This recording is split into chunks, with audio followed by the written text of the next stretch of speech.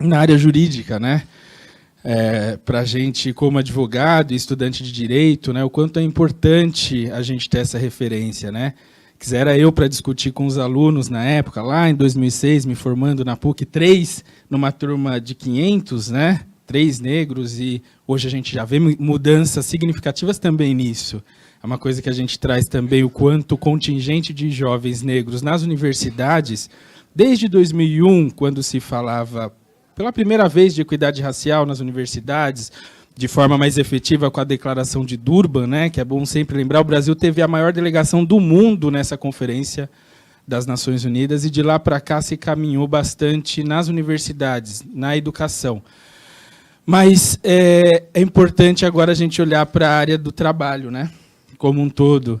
E Cida já colocou as experiências que o CERT vem acumulando, enfim, em setores, em instituições. Hoje, isso é um carro-chefe da instituição, né, tanto do ponto de vista de produção de conhecimento, de pesquisa, mas fundamentalmente de atuação, de intervenção em censos como esse, em planos de ação, e isso tem sido muito significativo. E para a área do direito, mais ainda, eu tive a chance, como o Thiago também, de estar fora do Brasil pesquisando, por exemplo, na Colômbia, né, em Nova York, a gente tem coletivos, que é uma das coisas que o Quiroga falava, né, lá a gente tinha a Black Law Students Association, e como ela é uma interlocutora dos estudantes com várias instituições fora, então é fundamental olhar também para esses coletivos e fortalecê-los para que a gente possa, e isso a gente viu já na aliança, né, desde o primeiro momento aqui, que teve a interlocução com Estela, né, mas isso continua, isso vai ser fundamental quando a gente pensa em termos de plano de ação.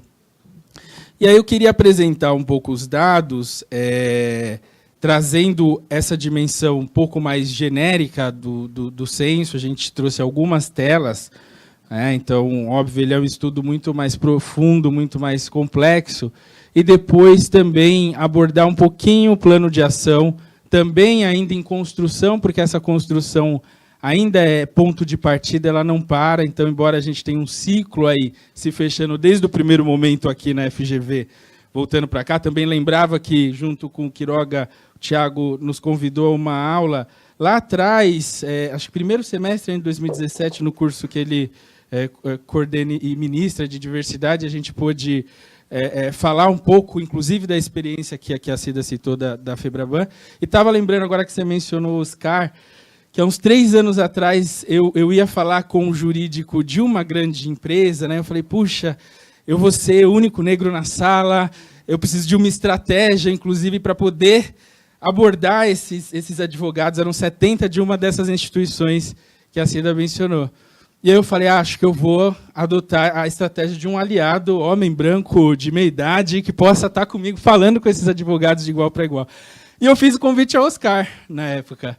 E ele teve comigo lá, foi também provocado em relação ao FGV, direito, e isso acho que ele sempre teve muito aberto, sempre foi muito parceiro. Então, além do Thiago, enfim, do Quiroga, cada um dos escritórios queria também fazer essa referência ao Oscar, que tem sido, né, ao longo do tempo, inclusive conhecido em várias instituições, um aliado super importante.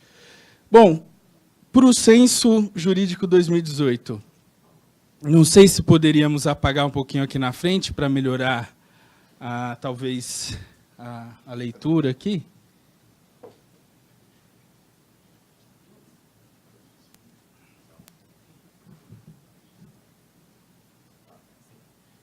Perfeito. Bom, então, o ponto de partida do estudo em si. Quando a gente pensa a base de trabalhadores, né, 6.434, para que a gente fizesse a projeção para o setor, né, pensando os 9 escritórios, nós precisávamos ter a amostra controlada, então controle estatístico que poderia proporcionar, como proporcionou depois, uma expansão para falarmos do setor como um todo. Então, aí tem os respondentes, de onde a gente também tira subsídios que podem ajudar no plano de ação, então olhar os respondentes. Porém, quando a gente analisa o censo, a gente está falando dessa expansão estatística a partir de uma amostra controlada. Então, isso foi possível fazer, e é o nosso sempre ponto de partida para ter um dado qualificado ao final. Então, primeiro aqui trazer a distribuição dos trabalhadores segundo cor e raça versus a PEA ajustada para ensino médio, que tem a ver com a inserção nos escritórios de forma geral, não só nas áreas jurídicas.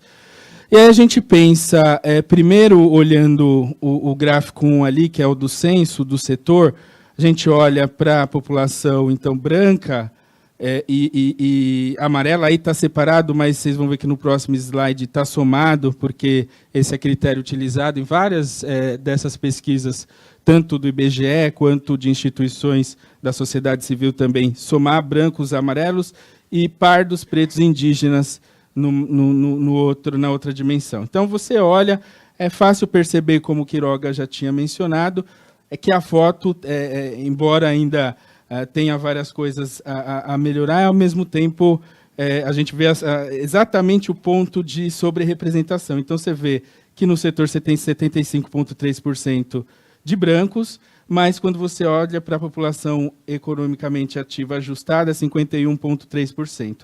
Então, ao mesmo tempo que a gente olha para a população preta e parda e vê também essa discrepância, ainda estamos falando do universo total, né, dos trabalhadores, mas já se percebe essa subrepresentação de negros, que já era esperada, então aqui trazendo em números para vocês. Então, 4,2% preta nos escritórios, na população economicamente ativa ajustada, 8,6%, e pardos, 14,7%, aqui na PEA, 38,9%. Enfim, aqui a gente tem, então, somados, né, como eu falei, brancos e amarelos na categoria do IBGE, e a gente vai fazer também a comparação aqui, a PEA não ajustada, pensando ela como um todo, e também dá para perceber que essa discrepância permanece, né? Essa subrepresentação de negros sobre representação de brancos. Um outro dado que é bastante importante é essa questão da dimensão feminina, né? Quer dizer, a maioria dos trabalhadores dos escritórios é do sexo feminino, então a gente vê ali 55,60% no setor e 50,50% na população economicamente ativa. Então, isso chama a atenção como um destaque também, a presença de mulheres.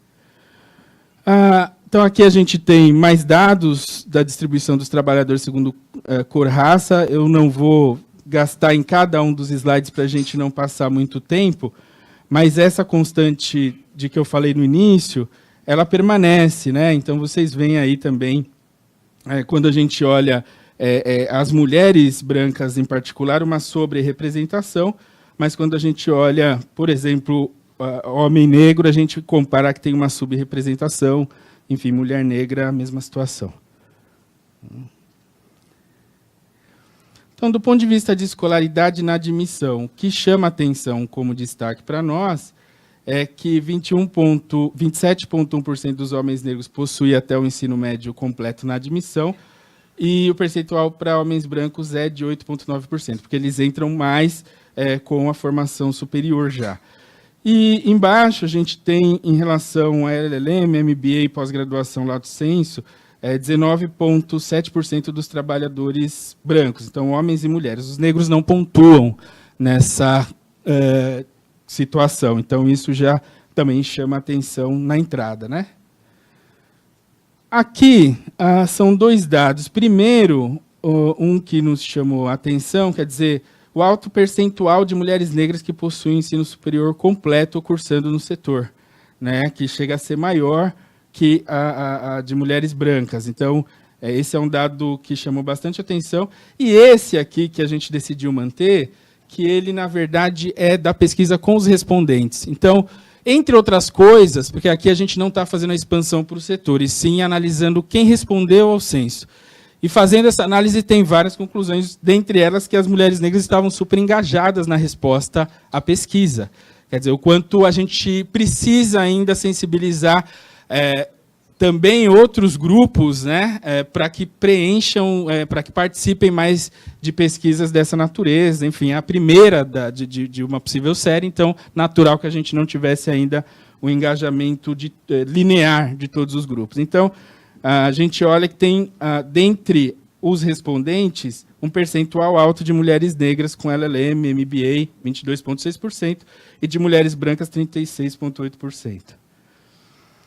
Esse é uma dimensão também interessante, que são os beneficiários de bolsas de estudos ou programas de ação afirmativa. Há, às vezes, uma ideia de que isso se destina somente aos negros, quando, na verdade, o debate sobre ações afirmativas, sobre democratização de acesso à educação, mas também ao trabalho, ele beneficia a sociedade como um todo. E aí a gente pode ver que, embora a gente tenha 26,1% do total de trabalhadores negros como beneficiários, a gente também tem 15,2% do total de trabalhadores brancos. E a gente está falando de ProUni, está falando de outras bolsas em universidades, enfim. E as mulheres negras são as que mais utilizam comparativamente os programas de ação afirmativa ou bolsas, 29,6%, demonstrando a importância desses programas na sociedade. Então, enfim, isso é importante reafirmar. Do ponto de vista do trabalho atual, esses dados a gente ressaltou. Então, 65,7% dos negros tiveram contratação via mercado lateral, frente a 58,3% dos brancos. E 35,3% dos brancos foram contratados por programas de estágio. Entre os negros, o percentual é de 20,8%. Então, esse também é um território para se explorar quando a gente pensa plano de ação. E aqui um dado que a gente sempre acha fundamental pensar nas instituições, que é como ficou sabendo da vaga. Quer dizer, muitas vezes, até porque na época a FGV Direito estava iniciando ainda, na época de faculdade, eu lembro que algumas vagas circulavam em grupos bem restritos e acaba tendo essa indicação de amigos, de conhecidos, e isso, entre os brancos, é mais ressaltado. Então, no geral, 34% dos trabalhadores souberam da vaga por amigos ou parentes. 28% souberam da vaga por conta de um profissional da empresa. 25,6% através de internet e redes sociais e 9,3% por meio de feiras de estágio. E aí você tem o recorte racial. Os negros souberam das vagas pela internet em 36,5% dos casos, principalmente as mulheres negras em 39,4%, e os brancos tomaram conhecimento das vagas a partir de amigos e parentes. Praticamente você vê que é um percentual próximo, né? Só que em outro território, né? Por amigos e parentes. E, do ponto de vista de salário, uma coisa que é importante ressaltar, que os homens recebem mais que as mulheres, isso é uma constante também, em todos os setores. Então, 18,1% deles recebem mais do que 20 salários mínimos, enquanto 8,7% das mulheres se encontram nesse patamar. 24,4% dos brancos possuem rendimentos de 5 a 10 salários mínimos, 18,4% dos negros estão nessa faixa de rendimentos. E aqui um dado de 32,7% dos brancos acima de 10 salários mínimos e os negros não pontuando nesta faixa, né? Isso não significa que não há, sempre bom ressaltar, não haja negros nesse mesmo corte, mas sim que não dá para você expandir, né, por serem poucos e ampliar para o setor. Enfim, aqui tem dados também sobre cargos, né, em relação aos auxiliares, e os percentuais que entre negros são maiores. E do ponto de vista de cargo atual, 4,9% das mulheres são sócias, 14,6% entre os homens são sócios. E aqui a gente tem mais dois dados, 11,1% entre os brancos são advogados júnior e 11,2% entre os brancos são sócios, os negros não pontuam estatisticamente no censo nessa condição de sócio. E aí tem o gráfico explorando um pouco mais os números, tá? Não vou passar para não demorar. Bom, essa tabela trata já da questão de mudança no cargo desde a admissão e vai trazer a dimensão de promoção. E a gente tem 47,2% no total de trabalhadores que responderam que houve essa mudança no cargo com a promoção, e vocês têm mulheres, 44,3%, homens, 50,9%, e a população negra total, 39%, e branca, 50,2%. Então, alguma discrepância aí também. Do ponto de vista entre cor e raça e promoção no trabalho, então, aqui tem mais alguns destaques, mas demonstrando numericamente essa mesma discrepância que eu já mencionava. Depois, se vocês tiverem dúvida, eu posso voltar, vou passar um pouquinho mais rápido para não alongar.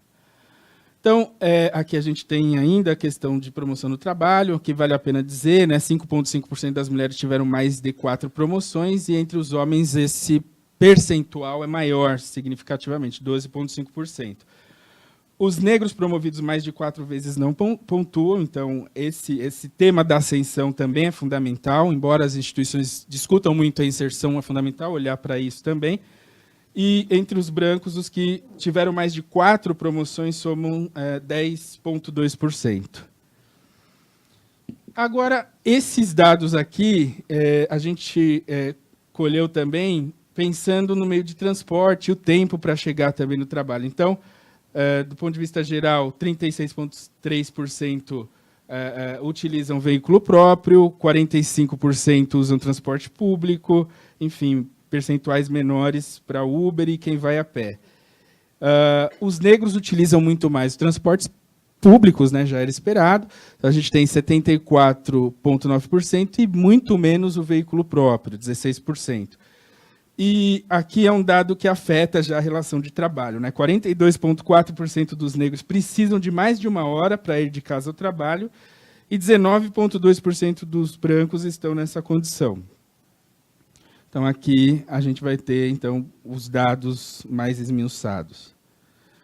E do ponto de vista de religião, foi interessante também perceber que entre as mulheres nós temos 72,8% com religião, já entre os homens 59,3%, e entre os negros há um percentual muito maior, né?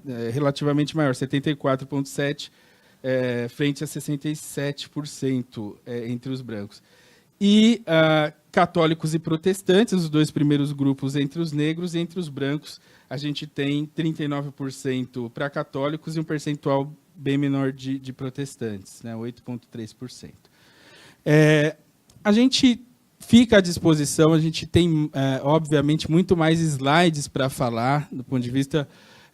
vamos falar já do plano de ação, eu já continuo... Melhor ou ver se tem alguma dúvida? A gente guarda as perguntas para o final. Tá legal. Eu não sei se... Acho que está em outra apresentação. Eu esqueci de tirar da religião, que eu tinha falado. Eu percebi. Não é nevrálgico aí na pesquisa, mas é interessante saber. Porque era para enxugar um pouquinho e deixar o que é central, né? E já me falaram 2 vezes, e ontem eu estava tão atenta. Então era para estar, não tem problema.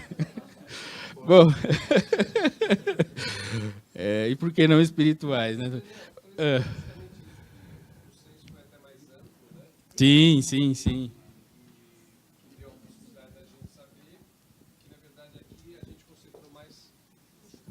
Isso, o censo acabou sendo mais amplo, então ele até questão de gênero, né, questão LGBTI, enfim, ele foi bastante amplo. E como a gente tinha aqui a apresentação da questão especificamente racial, isso é o mais importante dentro do racial, né? E são várias aberturas que vai nos possibilitar atacar os pontos que a gente entende importantes, né? Então, nesse caso aí, por exemplo, de locomoção, que a gente vê que uma população negra demora muito mais tempo de chegar no trabalho do que a população branca. A gente viu também que as promoções, quando a gente diz não pontuam, é porque estatisticamente não pontuam. Mas nós temos, por exemplo, escritórios que têm negro nos sócios, é o caso do Pinheiro Neto, né? Nós temos um sócio do Pinheiro Neto que é negro. Isso não quer dizer que não existam negros, simplesmente para efeito estatístico ele não pontuou, né? Então, ele acabou sendo amplo e a gente concentrou na questão, efetivamente, do evento de hoje, né? Perfeito. Bom, então, estou trazendo um pouco também genericamente aqui o plano de ação, pensando que isso é uma construção que segue em curso. A primeira dimensão e que é fundamental olhar é a estruturação. Então, a Aliança está, inclusive, se perguntando aí qual o melhor caminho, enfim, em relação a como ela se constitui, mas fundamentalmente o fortalecimento e a participação das altas lideranças isso é fundamental para que a gente possa definir e orientar a estratégia dos programas de diversidade. Então, isso para qualquer instituição, e a gente vê aqui representada a alta liderança, como está também nas discussões da aliança. Fomentar a criação e aperfeiçoamento de organismos de diversidade e equidade nos escritórios. Então, é importante para que as metas que sejam traçadas e as métricas que sejam concebidas para fazer o monitoramento possam, de fato, estar sendo acompanhadas. Então, a importância de ter essa instância de diversidade como referência para a implementação das metas que são definidas.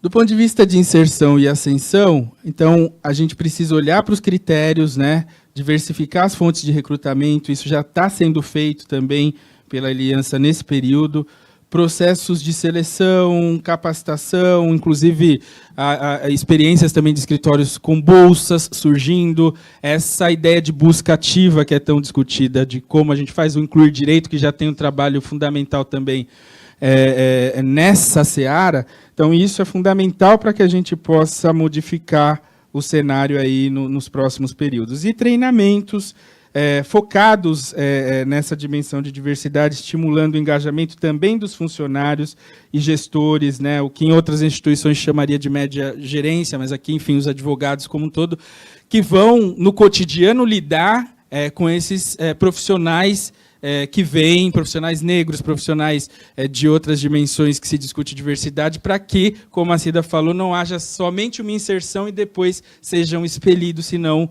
muda uma cultura organizacional. Então, pensar também no engajamento dos funcionários como um todo é fundamental para além da alta liderança. Termos de desenvolvimento, quer dizer, há vários artigos, inclusive a Harvard Business Review sempre tem um enfoque destacado sobre a importância, por exemplo, de mentoria, de ter essa referência para esses profissionais que estão entrando, profissionais negros, por exemplo, e eu sei que já tem experiências, o próprio Robson falava disso, quer dizer, a importância de você, dentro do escritório, ser essa referência que pode ajudar no desenvolvimento desses novos profissionais. E os grupos de funcionários. Isso tem a ver com uma das coisas que foram mostradas na apresentação do censo, que é como você traz conhecimento entre a população negra das vagas que estão surgindo também. É você mudar a forma de trazer, de acessar essas pessoas. Então, além de democratizar por vias como internet, enfim, essas vias que também abrem, mas você ter o grupo de funcionário com a dimensão, por exemplo, o grupo de funcionários negros, você faz com que as vagas sejam, por meio deles, indicadas também a outros profissionais negros para se inscreverem em processos seletivos. E, finalmente, aqui, os stakeholders. Aqui, para além de pensar os escritórios em si, a gente pensar quem são os interlocutores desse escritório, com quem ele dialoga, e fornecedores, principalmente, a gente olhar para possibilidades de desenvolver também nos fornecedores, tanto a refletir o valor, a promoção e valorização da diversidade que está ocorrendo no escritório, mas efetivamente de também fomentar programas também com os stakeholders para que eles façam parte dessa rede de promoção de equidade racial e de diversidade. E apoio a organizações e instâncias da sociedade civil. Acho que nesse processo que o Tiago retratou antes, fica evidente o quanto a gente tem de saber acumulado nas organizações, isso que Cida falava. Então, como a gente pode trazer esses stakeholders para a conversa constante de aperfeiçoamento de programas de diversidade. Enfim, são organizações que estão pensando isso, assim como o CERT, há 30, 20, 40 anos, e que podem também trazer elementos importantes a partir de parcerias com os escritórios. Então, essa é a dimensão de fortalecimento de organizações e instâncias da sociedade civil. Então, é isso. A gente fica à disposição aí também para dúvidas de vocês agora.